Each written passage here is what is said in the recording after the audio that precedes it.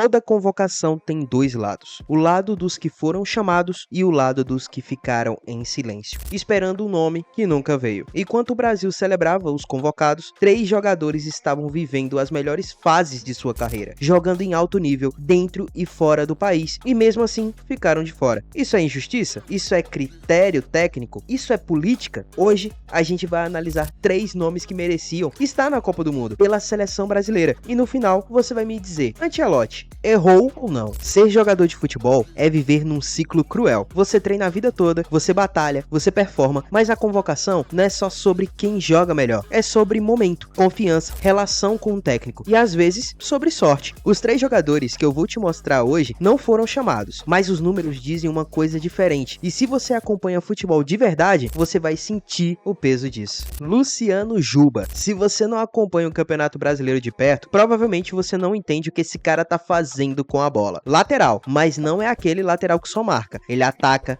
ele cruza, ele finaliza. Ele faz coisas que a maioria dos meias não consegue. Os números do Juba são absurdos para um jogador da sua posição. Muitos gols, muitas chances criadas, alto aproveitamento nos cruzamentos, forte nos desarmes, forte nas interceptações, ofensivo e defensivo, completo. E aí você me pergunta, mas o Juba não joga no Brasil? E eu te respondo, o Vini Júnior não começou a carreira na Europa. Ninguém nasce convocado. O Juba tá vivendo uma das melhores fases da sua carreira. Consistente, relevante, decisivo. E ficou de fora de uma Copa do Mundo. Mas faz pensar, o critério foi técnico ou foi geográfico?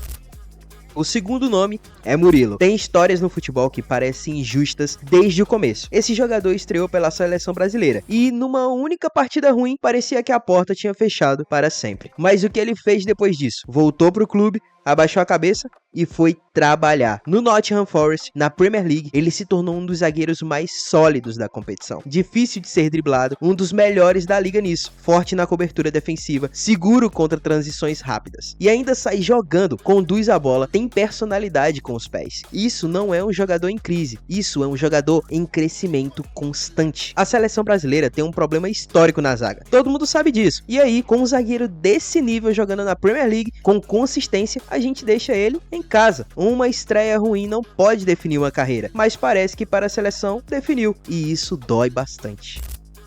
O terceiro nome dessa lista é Antony. Esse nome vai dividir opiniões, eu sei.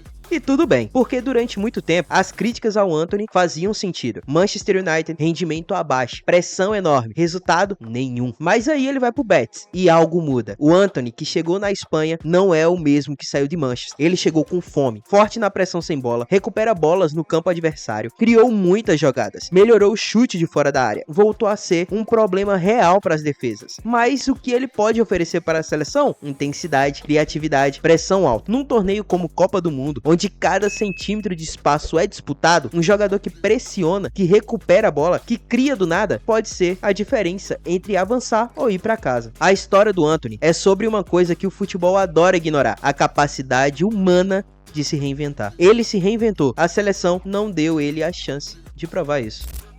3 jogadores, 3 histórias diferentes. Uma coisa em comum: ficaram de fora quando mais mereciam estar dentro. Isso não significa que Ancelotti errou em tudo, mas significa que existiam escolhas que mereciam mais debate, mais atenção, mais critério. Porque uma Copa do Mundo não volta. Para esses jogadores, essa chance foi embora. E agora eu quero saber de vocês. Qual desses 3 vocês colocariam na convocação? Juba, Murilo ou Antony? Ou até mesmo os 3? Me fala nos comentários, porque essa discussão tá longe de acabar.